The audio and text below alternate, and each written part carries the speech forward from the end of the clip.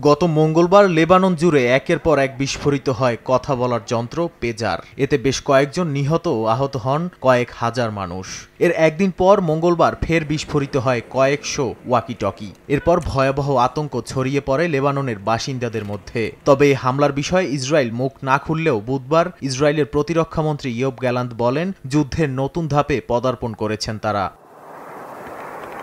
এ ঘটনার রেশ না কাটতেই বৃহস্পতিবার স্থানীয় সময় রাতে লেবাননের দক্ষিণাঞ্চলে একের পর এক বিমান হামলা চালায় ইসরায়েল। তাদের দাবি, এতে হিজবুল্লাহর বিভিন্ন অস্ত্রভান্ডার, ৩০টির বেশি রকেট লঞ্চার ও বিভিন্ন গুরুত্বপূর্ণ স্থাপনায় আঘাত হানে। এছাড়া ইসরায়েলি প্রতিরক্ষা বাহিনী জানায়, তেল আবিবের দিকে হিজবুল্লাহর তাক করা ১৫০টির বেশি ক্ষেপণাস্ত্রও এতে ধ্বংস হয়েছে।